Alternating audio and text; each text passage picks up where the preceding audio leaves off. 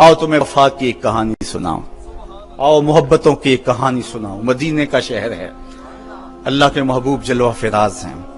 مسجد نبوی میں ہر لمحہ نور برستا تھا۔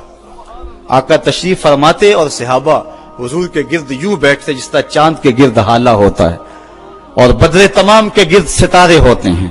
آقا واز و تلقین کرتے، لوگ سنتے، من میں اتارتے، روحوں کو تازگی دیتے۔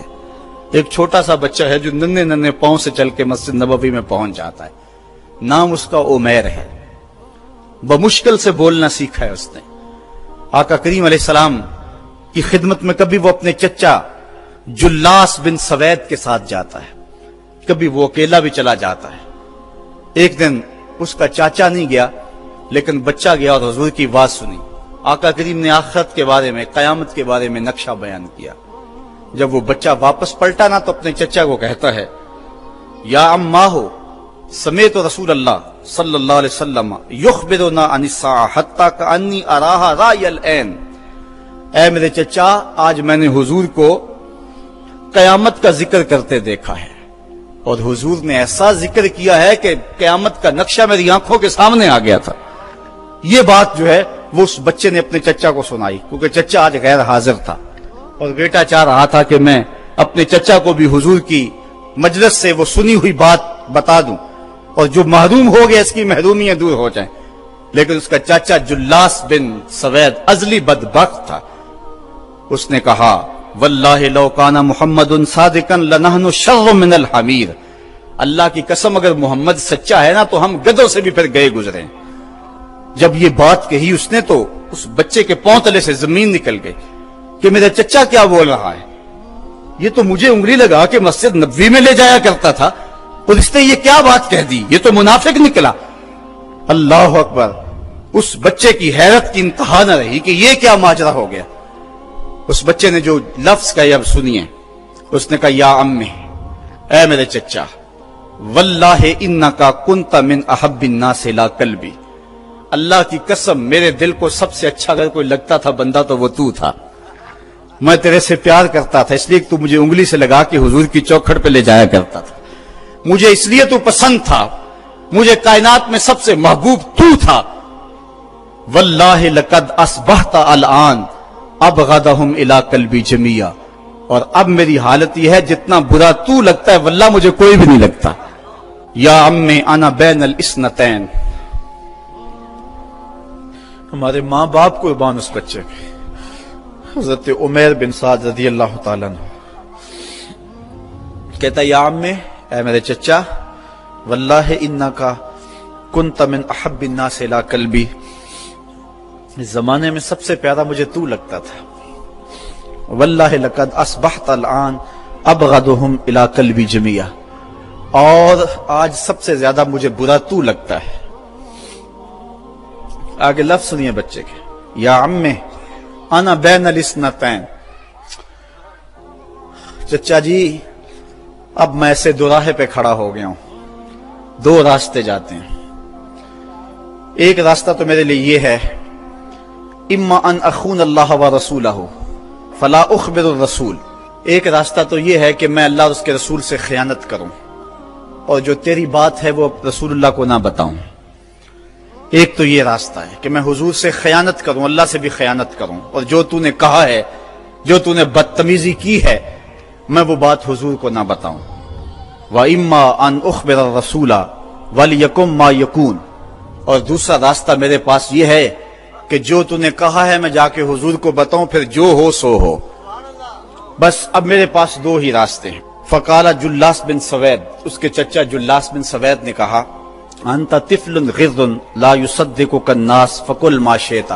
تو نا سمجھ سا بچہ ہے، چھوٹا سا بچہ ہے، تیری بات کس نے ماننی ہے، جا جو جی چاہتا ہے کہہ لے۔ وہ بچہ اٹھا اور حضور کی مجلس میں پہنچ گیا، حضور کی چوکھٹ پہ حاضر ہوا، اور وہ بچہ کیا کہتا ہے، صاحبو ان کانوں سے نہیں، ان جملوں کو دل کے کانوں سے سننا ہے، اور اس دعا کے ساتھ اللہ ہماری نسل کو بھی حضور کا ایسا پیار دے، حضور کی محبتیں دے۔ وہ کیا کہتا ہے، یا رسول اللہ صلی اللہ علیہ وسلم الجلاس بن سوید خان اللہ و رسولہ، حضور جلاس بن سوید نے اللہ اور اس کے رسول سے خیانت کی ہے، وَهُوَ عَمِّي، اور میرا چچا لگتا ہے۔ اگلے لفظ سنیے، وَقَدْ تَبَرَّأْتُ إِلَى اللَّهِ ثُمَّ إِلَيْكَ مِنْهُ، حضور میں پہلے اللہ کے حضور پھر آپ کے حضور اس سے بیزاری کا اعلان کرتا ہوں۔ حضور میرا اس سے کوئی تعلق نہیں ہے، میرا اس سے کوئی واسطہ نہیں ہے، میں اللہ سے بھی کہتا ہوں میرے مالک میرا چچا سے کوئی تعلق نہیں ہے کیونکہ وہ تیرے محمد کا دشمن ہے۔ حضور میں آپ سے بھی کہتا ہوں کہ میرا میرے چچا سے کوئی تعلق نہیں ہے کیونکہ وہ آپ کا دشمن ہے۔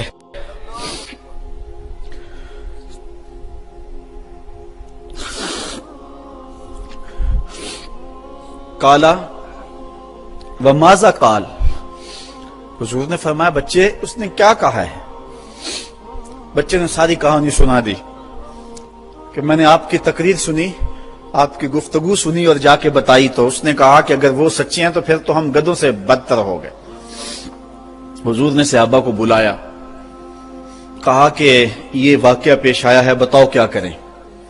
صحابہ نے عرض کی ھذا طفل صغیر لا تصدقه فهو لا یعی ما یقول والجلاس بن سوید یصلی معنا وهو شیخ کبیر وعاقل، حضور یہ بچہ چھوٹا ہے، کم عقل ہے، کم سمجھ ہے، یہ تو اپنی بات بھی نہیں صحیح طرح سمجھ سکتا، جو کہتا ہے تو وہ بھی نہیں جانتا، اور جلاس بن سوید بڑی عمر کا آدمی ہے، ہمارے ساتھ نمازیں پڑھتا ہے اور عاقل شخص، تو آپ اس بچے کی بات کی پرواہ نہ کیجیے اور اس کی خبر کی تصدیق نہ کیجیے۔ ادھر جلاس بن سوید کو جب پتہ چلا تو اس نے بھی قسمیں کھانی شروع کر دی کہ میں نے تو کوئی بات کہی نہیں ہے، ایک چھوٹے سے بچے نے جا کے ویسے ہی بات کر دی۔ تو حضور نے اس بچے کی بات کو نظر انداز کیا صحابہ کے کہنے پہ۔ اب اس بچے نے جب دیکھا کہ میری بات حضور نے قبول نہیں کی ہے تو اس نے جھولی پھیلا لی اور آسمان کی طرف دیکھ کر کے کہا اللہم ان کنت صادقا فصدقنی وان کنت کاذبا فکذبنی، اے اللہ اگر میں جھوٹا ہوں تو مجھے جھوٹا کر دے اور اگر میں سچا ہوں تو میری سچائی کا اعلان کر دے۔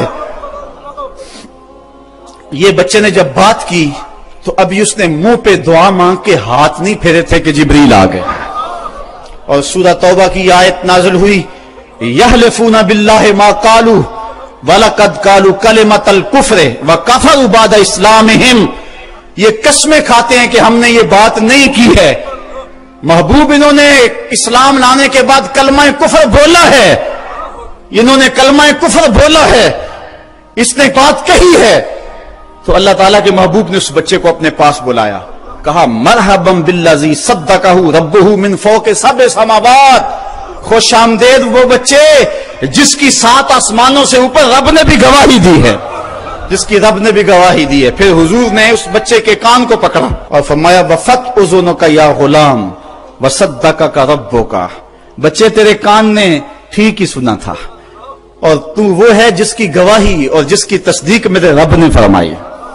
اللہ اکبر۔ حضرت عمر رضی اللہ تعالیٰ عنہ کا دور آیا تو انہوں نے حضرت عمیر بن سعد انصاری رضی اللہ تعالیٰ عنہ کو حمص کا گورنر بنا دیا، اور پھر جب وہ فوت ہوئے تو حضرت عمر روئے، فرماتے کاش کہ میرے پاس عمیر جیسا کوئی دوسرا آدمی ہوتا اور میں مسلمانوں کی محافظت کے لیے اسے مقرر کرتا۔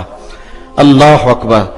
تو حضور علیہ الصلوۃ والسلام کی محبت اور حضور کے ساتھ وفا کا یہ رشتہ اور یہ تعلق اور یہ گہرا ربط اللہ تعالیٰ کی محبت کا بندے کو مستحق کرتا ہے۔ اللہ نے بھری بزم کے اندر اس بچے کو عمیر بن سعد رضی اللہ تعالیٰ عنہ کو جھوٹا نہیں ہونے دیا۔